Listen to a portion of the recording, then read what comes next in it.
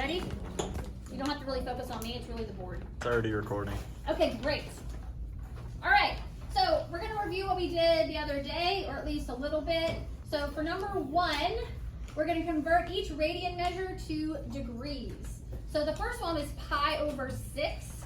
So when we're given radians and we have to convert to degrees, what do we multiply the radian measure by? 180 over pi.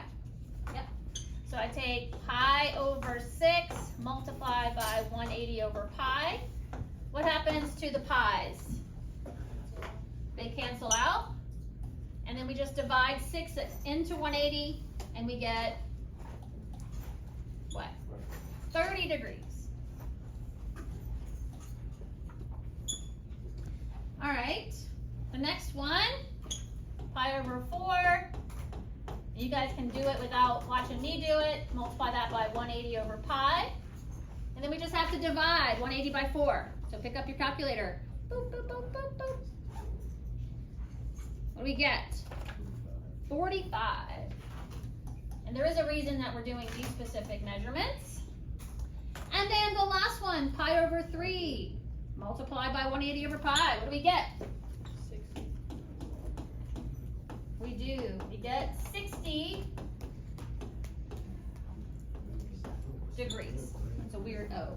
0. All right. Shh. Remember, Chris is videoing me, so if like you guys are talking, if that's going to be in the video.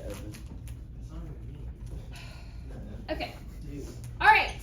But what if we were going from degrees to radians? Then what do we multiply by? Pi over 180.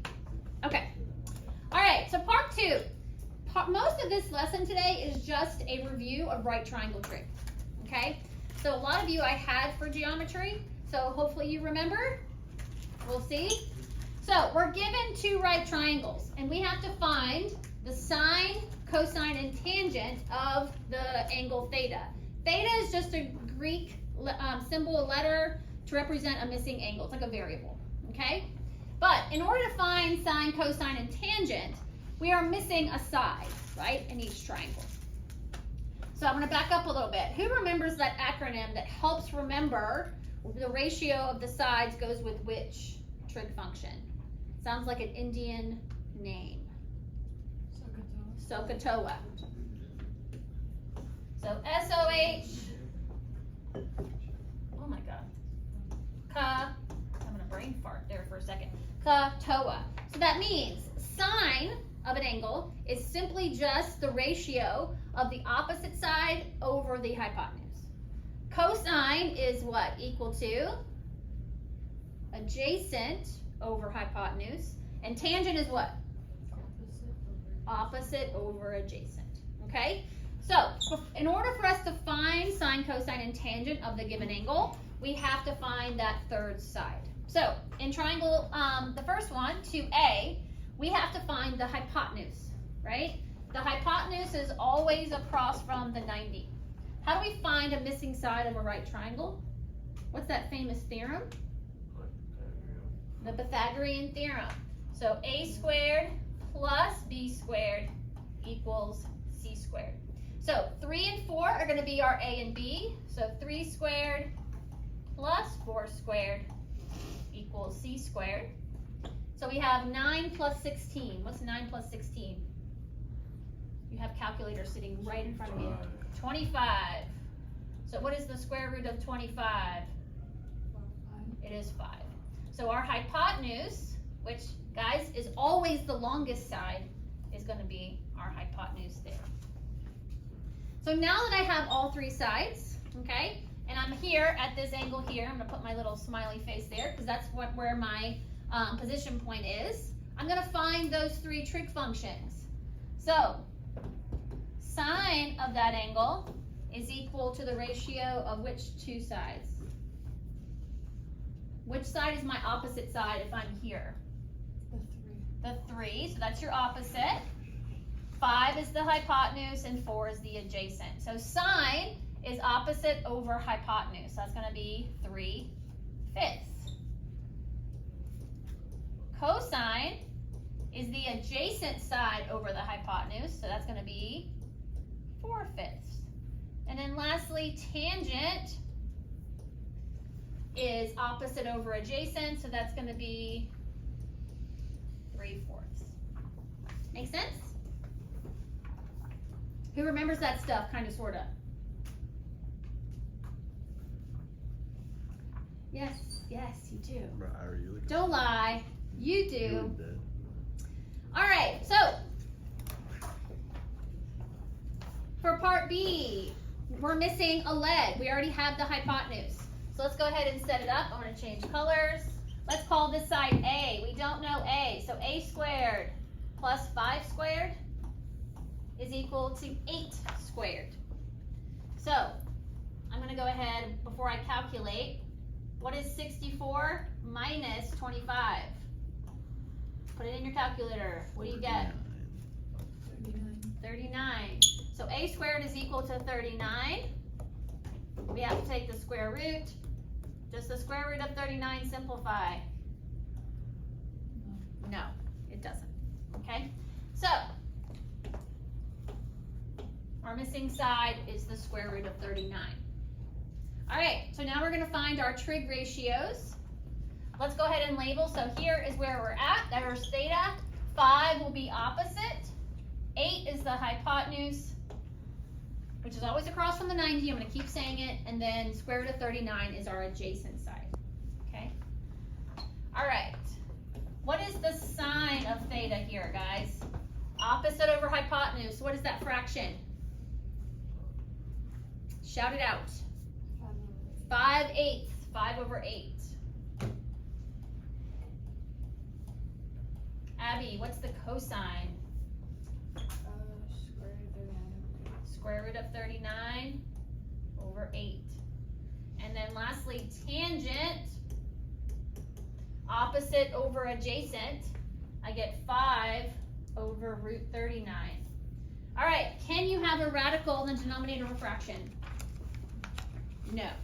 So we can't leave it like that. So we have to rationalize. So when we rationalize, we just multiply the numerator and denominator by the value of the denominator, which is the square root of 39. And then you just multiply straight across. So we get 5 root 39, and then what is the square root of 39 times the square root of 39? Chris, while you're videoing? 39. It's 39, right? Because the square root of 39 squared, the squared and the square root cancel each other out, so you're left with just 39. So that would be your tangent there in the box. Never leave a fraction with a radical in the denominator. Do you need a pencil, Ira? I have. Are you taking notes? Yes. You are? Or what? Are you taking notes? I am. Okay, just checking. Okay, so that's a review. Guys, we still have some more review to do. So the SAT connection question is below. So let's go ahead and go to the other page. All right, so we're briefly going to review all 6 trig functions. We just talked about the 3 main trig functions. So sine of theta, here's our triangle. This would be your opposite side. Here's your hypotenuse. There's your adjacent side. So sine of theta is opposite over hypotenuse. Cosine is adjacent over hypotenuse. Tangent is opposite over adjacent. All right, cosecant, secant, and cotangent. Who can tell me what those are? Anybody know? You guys don't remember any geometry? They are the reciprocals, meaning we just flip the ratio of the 3 main functions, okay? So CSC is cosecant. It is the reciprocal of sine. So if I'm flipping it, what would be the ratio of cosecant if I'm just flipping sine? Very good. Hypotenuse over opposite. Secant is the reciprocal of cosine. So that's going to be hypotenuse over adjacent. And then cotangent is the reciprocal of tangent. So we just flip that ratio, and it's adjacent over opposite. We could write these like so.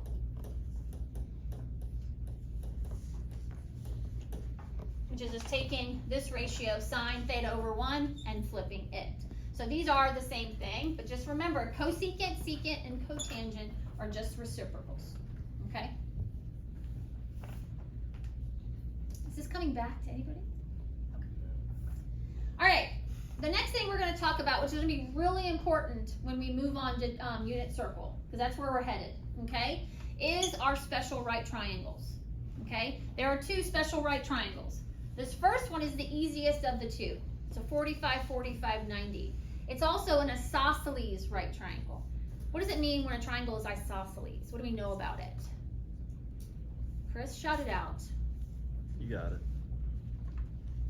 Kelsey.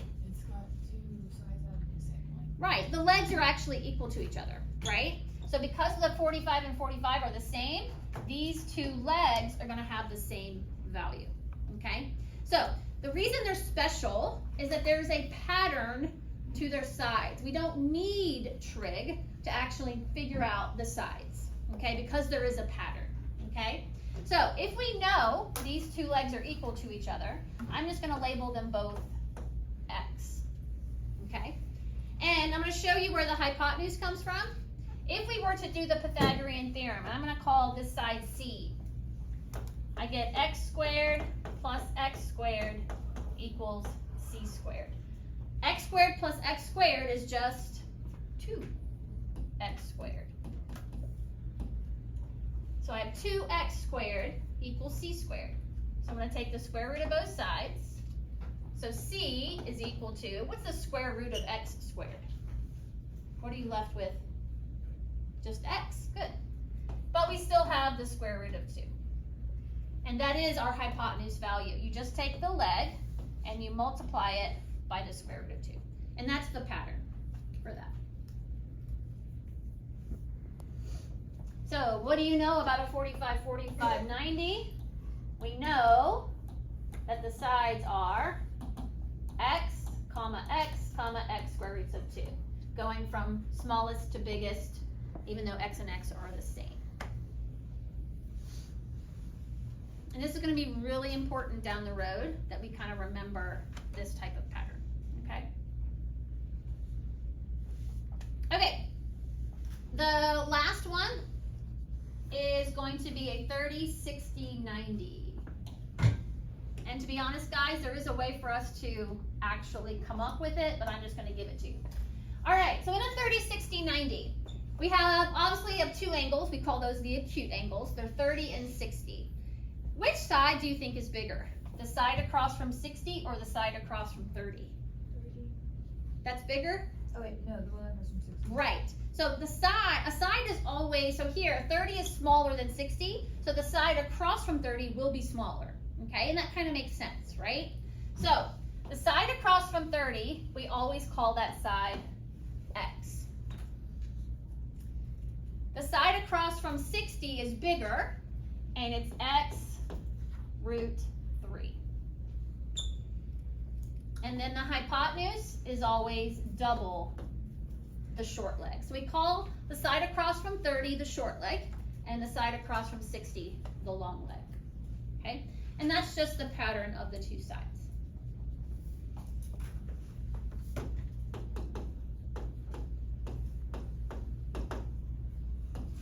I'm going to order them from smallest to biggest, but that's what the sides are.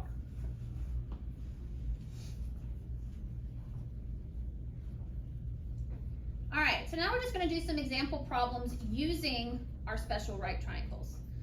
So let's do 1 and 2. They're both isosceles right triangles, or 45, 45, 90. Number 1 is very straightforward, okay? We're trying to find A and C, okay? But we're already given one of the other legs. So Trav, if I'm given a leg of 3, what is A? It will be 3, because they are the same, right?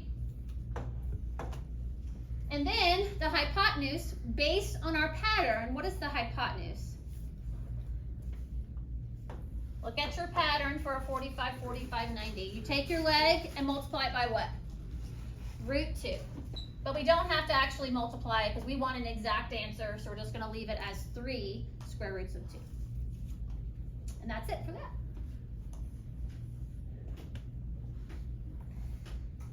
So sometimes these problems are very straightforward. Now, in number 2, not so much. We have to do a little work in order to get the legs. So if we look at number 2, the hypotenuse, it is another 45, 45, 90, and we have to find the legs, given that we know the hypotenuse is 8. Does that look like this pattern with the square root of 2 next to it?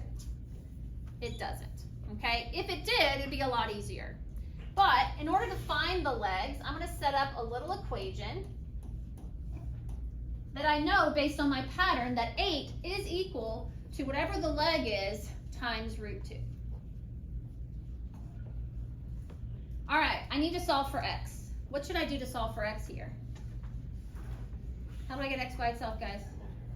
Well, I'm going to divide by root 2.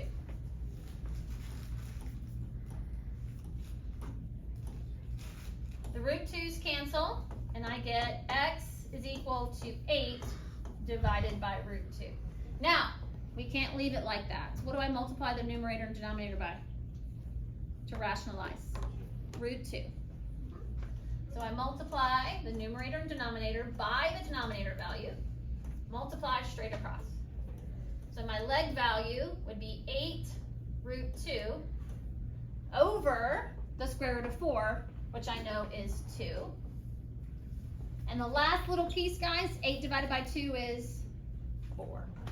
So my legs are both 4 root 2.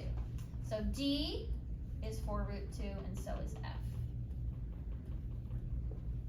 It's not hard math, but it is some extra steps that you have to go through when it doesn't look exactly the way you want it to according to the pattern. All right, any questions on that so far? We are going to practice this, okay? All right, let's go down to a 30, 60, 90. All right, so let's take a look at number 3. Number 3 is like number 1. It's very straightforward. So here I'm going to label this top angle I know is 30 degrees. In my pattern, the short leg across from 30 is always x, okay? Hypotenuse is double, and then the long leg is x root 3. So given that I have x, which is 5, this makes this problem very straightforward. So automatically I know k is 10, which is 2 times 5. And then h, my long leg, I just take whatever the short leg is, which is 5, and then I multiply it by root 3.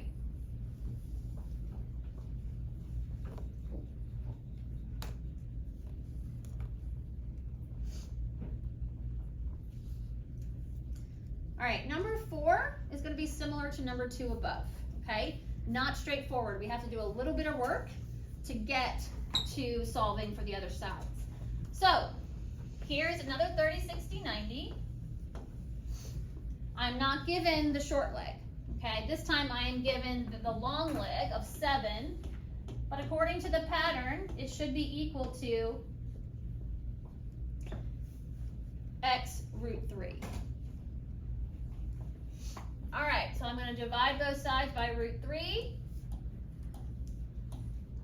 So I get that my short leg is 7 over the square root of 3. Once again, we can't have a radical in the denominator, so we're going to multiply the numerator and denominator by root 3.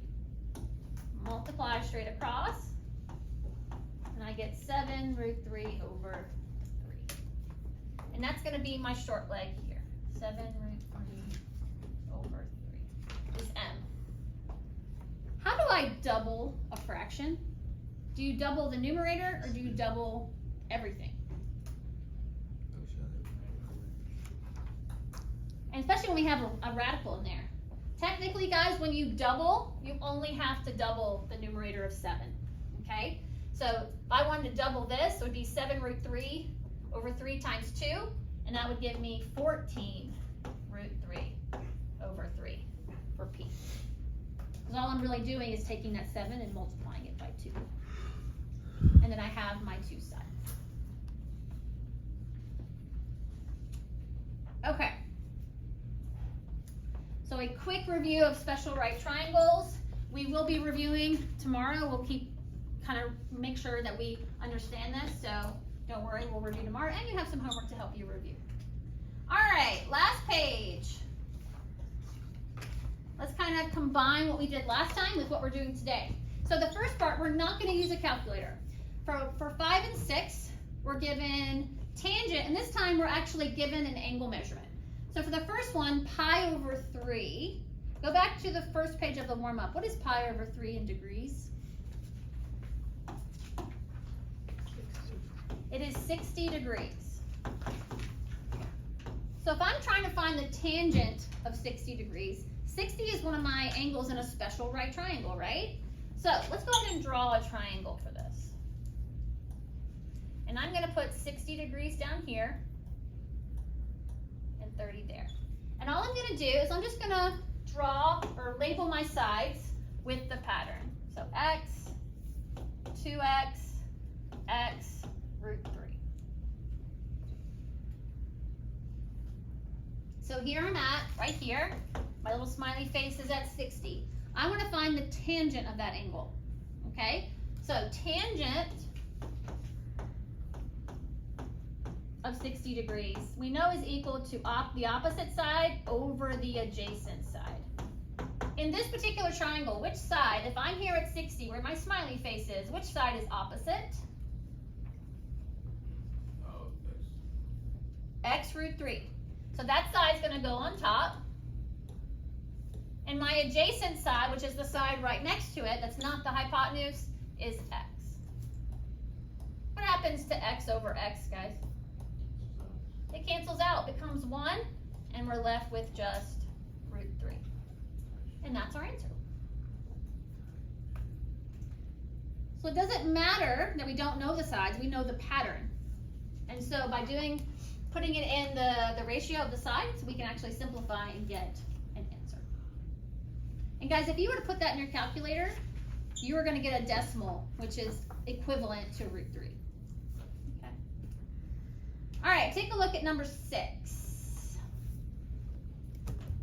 Cosecant of pi over 4. Look at your warm-up. Pi over 4 is how many degrees? It is 45 degrees. Okay, let's go ahead and draw a 45, 45, 90. And remember, this is the easier of the two triangles. We know that our legs are equal to each other, x, x, and then I know the hypotenuse is x root 2.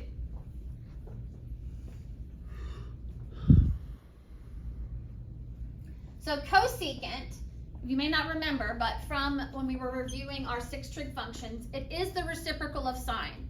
So instead of being opposite over hypotenuse, it's going to be hypotenuse over opposite.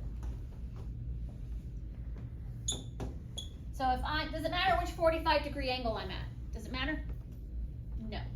So let's say we're here at the bottom.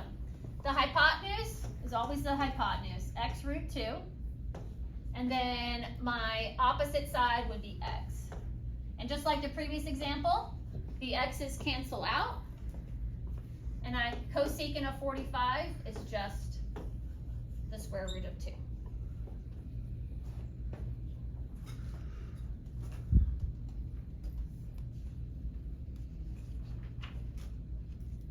All right, any questions so far? Okay. We are going to skip 7 and 8, and we're just going to go down to number 9 and 10.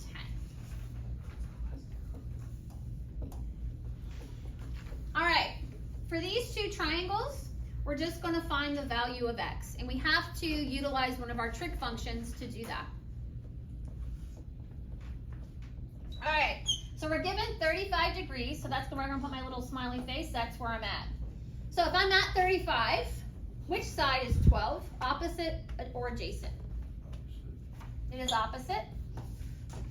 And x is the hypotenuse. So I'm given the opposite side, and I have to find the hypotenuse. Think about your three main trig functions. Which one involves opposite and hypotenuse? Sine or cosine? SOHCAHTOA. Tangent is opposite over adjacent. Sine. So in order to find the hypotenuse, I have to use the sine function. So I'm going to set up a little equation. Sine of 35 degrees is equal to my opposite side over my hypotenuse. Now I'm going to show you an easy way to solve for x. I'm going to put sine 35 over 1, and I'm going to cross multiply. So x times sine 35 is equal to 12 times 1, which is 12. Sine 35, guys, is just a decimal, okay? Don't put that in your calculator yet.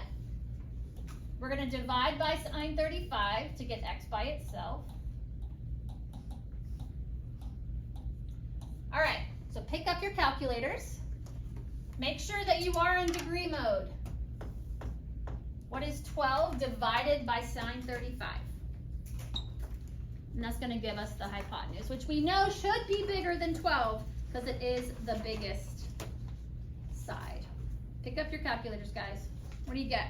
Let's round to 1 decimal place. 1 decimal place would be 20.9. Yeah, that'd be the nearest whole number. So you should get 20.9.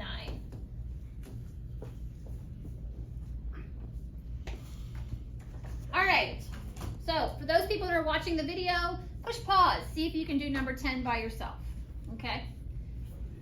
All right, as a class, we're gonna do it together. We are at, once again, we have 35, so we are up there. Obviously, x is the hypotenuse. Which side is 10 if my position is up top? Is it opposite or adjacent? It is adjacent. So I'm given the adjacent side, and I have to find the hypotenuse. So which trig function should I use that involves adjacent and hypotenuse? Cosine. So cosine of 35 is equal to my adjacent side over my hypotenuse. And this is going to be solved very similarly to the last problem. We're going to cross multiply. So I put cosine 35 over 1. So x times cosine 35 equals 10. And then to get x by itself, I divide by the cosine of 35. All right, pick up your calculators. What is 10 divided by the cosine of 35? 12.2. Good job. Okay. All right, the only thing we haven't talked about is how to find missing angles. Yeah. You're probably in radian mode. If you're getting a funky, hit mode in your calculator, and then make sure you highlight degree and hit enter. It should be black. Degree should be blacked out. Yeah, we will later on. Okay, so for homework, you do have a math lab, okay? And then, like I said, tomorrow we are going to review and kind of do some more of this stuff, okay? All right. Thank you, Chris, for videoing.